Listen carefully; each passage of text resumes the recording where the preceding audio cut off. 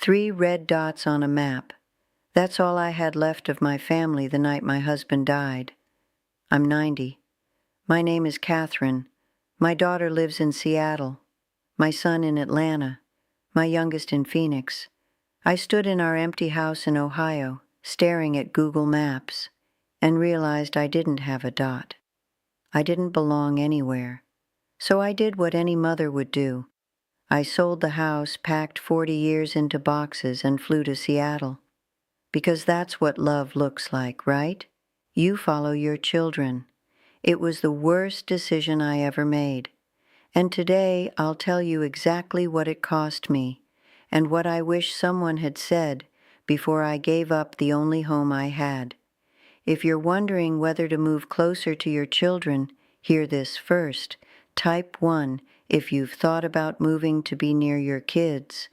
Type 0 if you chose to stay. I want to know.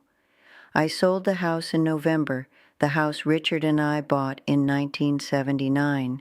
The house where I raised 3 children, where I learned to cook Thanksgiving turkey, where I sat on the porch every evening watching the same oak tree change colors for 40 years. I sold it in 11 days. The realtor said that was fast. I said it felt like surgery. I gave away furniture, donated books, threw out things I didn't know I loved until they were gone. A ceramic bowl my mother gave me, a rug Richard picked out on our anniversary trip. Small things, but small things are what make a house feel like yours. My daughter Laura had been asking me to come to Seattle for months. Mom, you shouldn't be alone. Mom, what if something happens? Mom, I worry about you every single day. And she meant it, every word.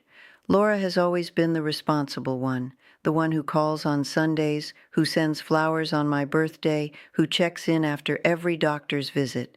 So when she said, "Come live near me," it felt like the right thing, the only thing. I packed 40 years into 14 boxes. 14. That's what a life comes down to when you start subtracting. Seattle was beautiful in the pictures.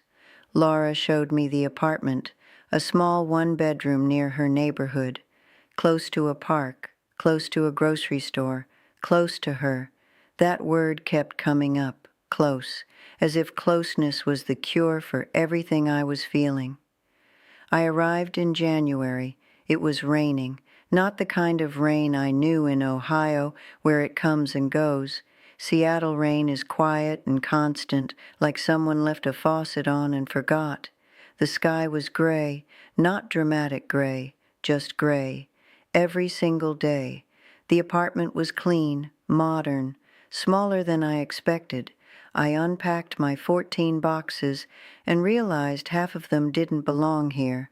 The ceramic pot I used for tomato plants, the bird feeder I'd hung outside my kitchen window, the welcome mat that said, "Come on in letters Richard had painted himself. None of it fit. Not the apartment, not the city, not this new version of my life. Laura came by 3 times that first week. She brought groceries, helped me find a new doctor, showed me how to use the bus system. She was wonderful. She really was. And I told myself, this is good. This is what I needed. Give it time. But time didn't fix it. Time made it clearer. By February, Laura's company promoted her. Regional manager. She started traveling every other week. Monday to Friday, sometimes longer. She'd text me from airports. "Mom, I'm so sorry. I'll make it up to you this weekend." And sometimes she did. Sometimes she didn't. I never blamed her. She was building her life, the same way I built mine at her age. But I was sitting in an apartment I didn't choose, in a city I didn't know, with no doctor who recognized my face, no neighbor who knew my name, no grocery store where the cashier asked how Richard was doing because she didn't know he was gone. Everything familiar had been stripped away. I remember one Tuesday afternoon in March. Rain again. I was standing by the window looking out at a street I couldn't name, and I thought, I have never felt this alone in my entire life. Not when Richard was diagnosed, not when he passed, not even at the funeral, because back then I still had my house, my street, my world.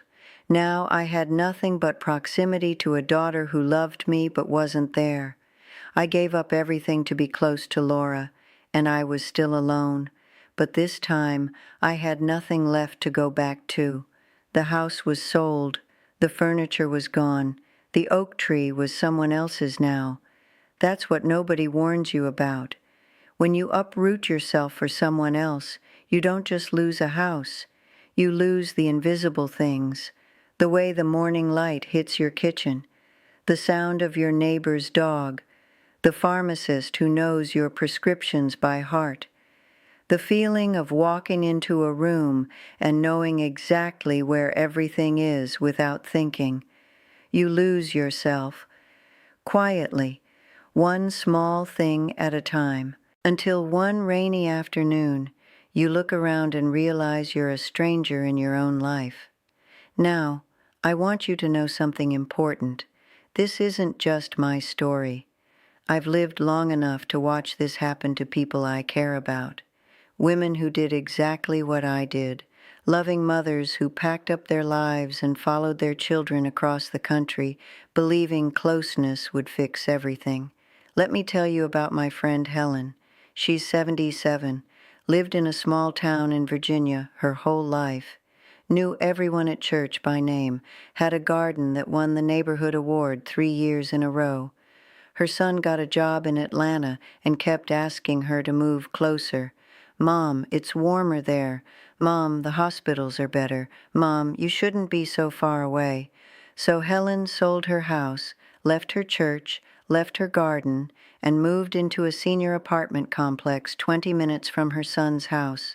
She told me she cried the whole drive down, not because she was sad, because she was scared. But she didn't say anything, because mothers don't say they're scared, they say they're fine. The first month was okay. Her son came by on weekends, brought the grandkids, helped her set up the television, but by the 3rd month, visits became shorter. His wife had a new job. The kids had soccer. Saturday turned into every other Saturday, then once a month, then holidays. Helen told me something I'll never forget. She said, I sit in this apartment where I know nobody, and I wait for my son to remember I exist. Back in Virginia, I never waited for anyone. People came to me, because I had a life there. That's what Helen lost. Not just a house, a life. And then there's Gloria, 80 years old, moved to Phoenix to be near her youngest daughter. Gloria grew up in Michigan. She loved autumn, loved snow, loved the way cold air made her feel alive. Phoenix was the opposite of everything she knew. 100-degree summers, flat land as far as you could see, no seasons, no change, just heat. Her daughter Maria was loving but overwhelmed. 3 kids under 10, a husband who traveled for work, a house that was always loud. Gloria was welcome, always welcome, but she wasn't needed. There's a difference between being welcome and being needed. Being welcome means they open the door when you knock. Being needed means they notice when you don't show up.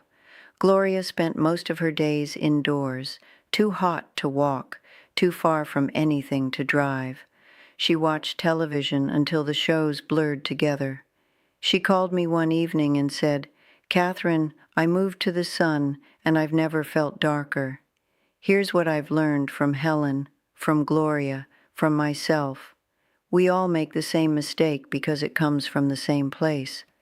Love. We love our children so deeply that we believe being near them is the same as being with them. We believe proximity is connection. We think if we can just be in the same city, the loneliness will stop. But loneliness isn't about miles on a map. It's about belonging somewhere, having a reason to get dressed in the morning, having someone who notices when you're quiet, having a place where your name means something to people who aren't obligated to care about you. You can live 5 minutes from your daughter and still eat dinner alone every night. You can live in the same city as your son and go weeks without hearing his voice, because your children have their own lives, their own problems, their own mornings that start before yours and end after yours. That's not cruelty, that's adulthood. And the hardest thing a mother can accept is this: your children love you, but they cannot be your whole world.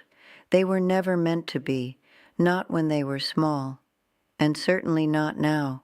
So before you sell your house, before you pack your boxes, before you pull up your roots and follow a red dot on a map, ask yourself one honest question.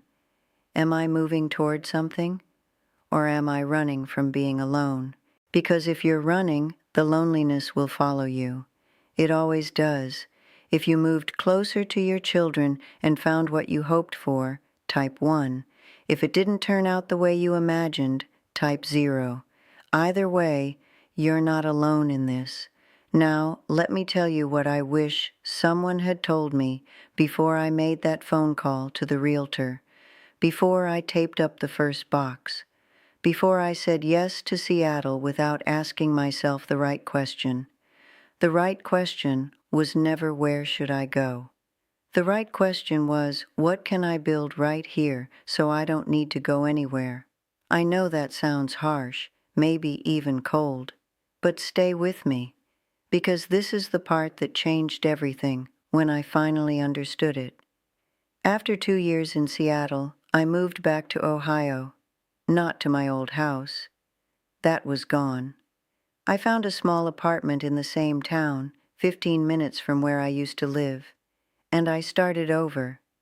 But this time, I didn't start by looking for my children on a map. I started by looking for myself. The first thing I did was find people, not family, not relatives, people. I joined a reading group at the public library. 6 women, all over 70, all sharp, all funny, all a little lonely in ways they didn't advertise. We met every Thursday. We read books, yes, but mostly we talked about husbands we'd lost, about children who called and children who didn't, about what it means to be old in a country that worships being young. Those women became my village, not because they had to, because they chose to. And there's something powerful about being chosen by people who don't owe you anything. Let me tell you about Dorothy. She's 82, lives alone in a house she refuses to sell. Her children are in 3 different states, same as mine. But Dorothy is never alone. She has 4 friends who meet every Tuesday morning at a diner 2 blocks from her house. They check on each other. If someone doesn't show up, someone calls. If someone's sick, someone brings soup. If someone's sad, someone sits quietly in the living room until the sadness passes. Dorothy didn't move to her children. She built something better. She built a life where people show up not because of blood, but because of habit and love and the kind of loyalty that only comes from choosing someone every single day. The second thing I learned was this: don't underestimate the small things. Your doctor who knows your history without reading a chart, the pharmacist who asks about your knee, the grocery store where the cashier remembers you like whole milk, not skim, the route you walk without thinking because your feet know it better than your mind. Those things feel ordinary. They're not. They're the architecture of independence. When you lose them, you don't just lose convenience, you lose confidence. You start second-guessing yourself in a new city because nothing is automatic anymore. Every small task takes effort.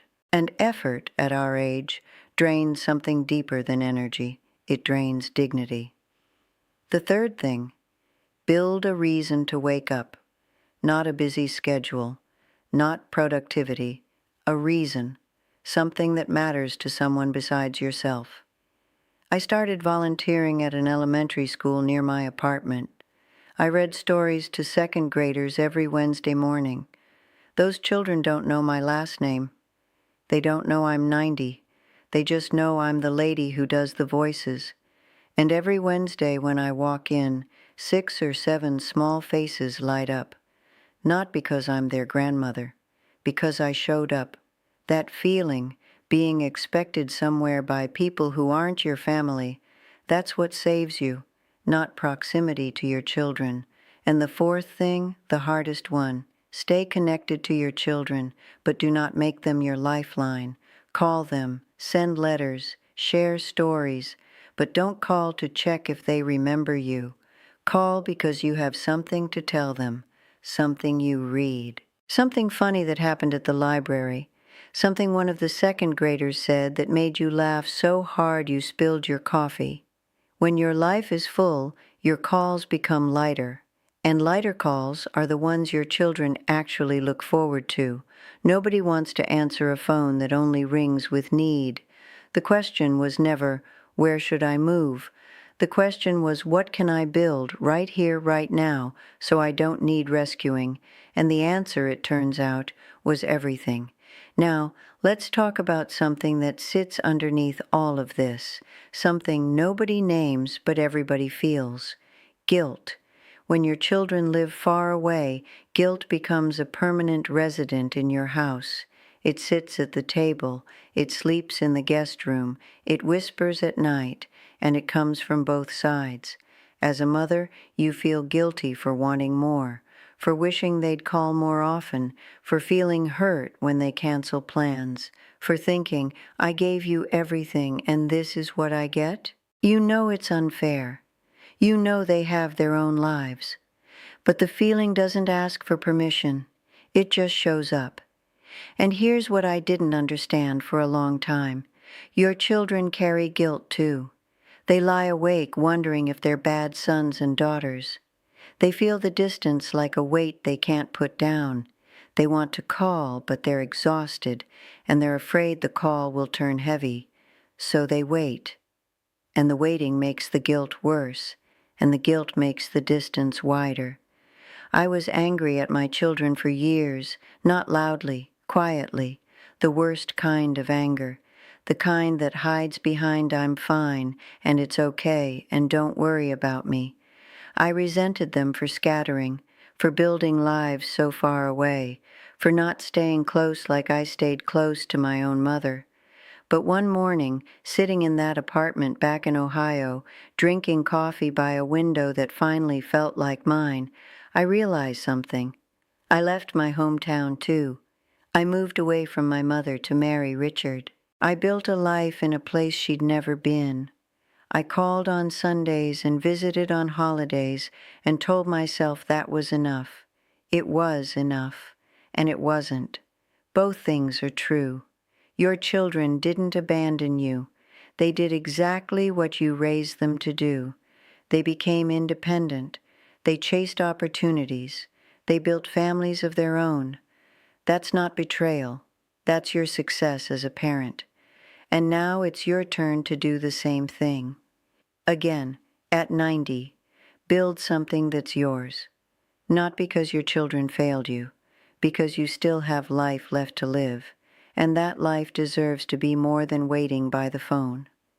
If you're watching this as someone's daughter or son, let me say this directly. You don't need to feel guilty for living your life. But call your mother, not to check on her. Call to hear her. Ask what she read this week. Ask what made her laugh. Ask about the neighbor's dog or the weird thing that happened at the grocery store. Give her 5 minutes where she's not a problem to be solved, but a person to be enjoyed. There's a difference between checking in and showing up. Your mother can feel which one it is every single time. Distance doesn't mean disconnect. It means you both have to be intentional, on both sides, not perfect, just present, just honest, just willing to say I miss you without it becoming a weapon.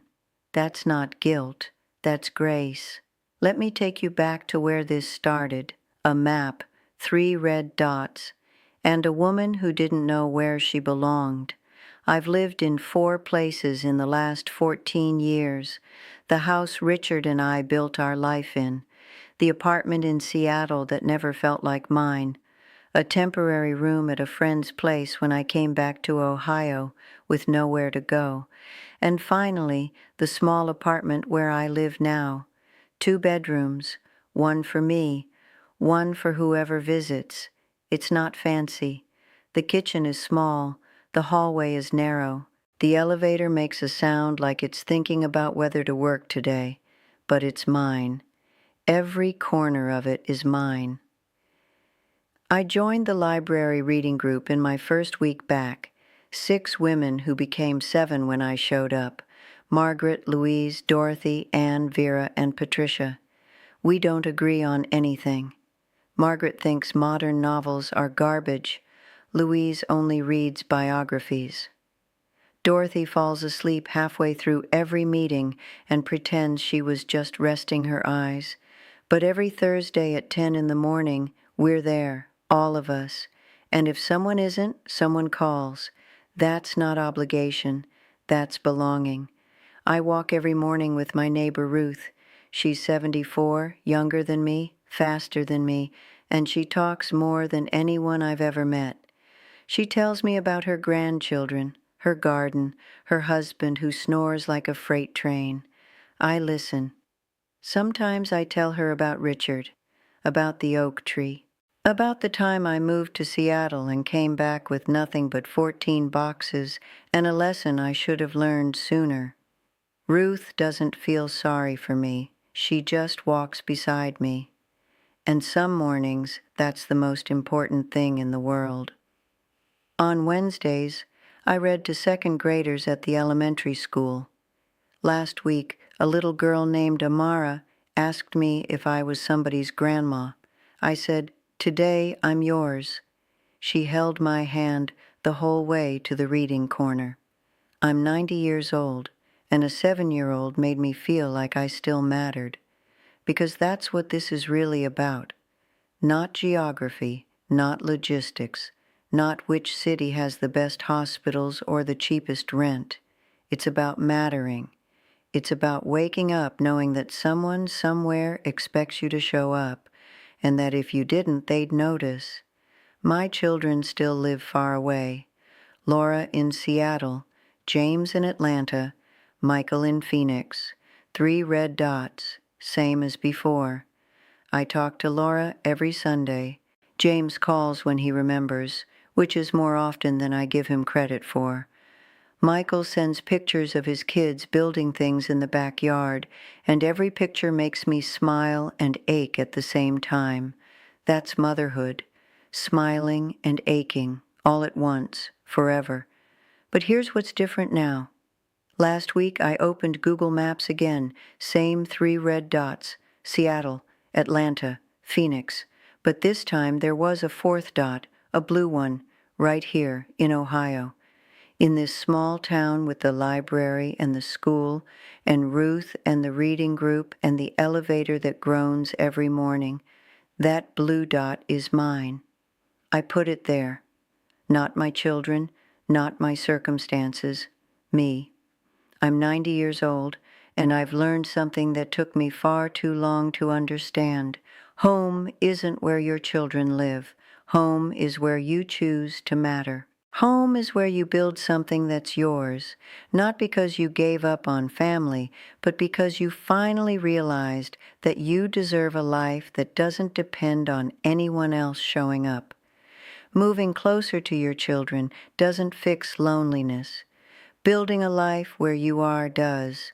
So wherever you are tonight, whatever map you're staring at, whatever red dots are pulling at your heart, I want you to hear this from an old woman who made every mistake first. Don't follow the dots. Make your own, a blue one. Right where you're standing. If this story gave you something to hold on to, I'd be grateful if you shared it with someone who might need to hear it. And if you'd like to sit with me again, subscribe. I'll be right here. Same place, same reading group, same walk with Ruth. Before you go, Type 1 if you believe home is where your children are. Type 0 if you believe home is where you build your own life. I don't think either answer is wrong. I just think one of them saved me. Take care of yourself. Take care of your peace. And never forget, you've earned the right to belong somewhere that belongs to you.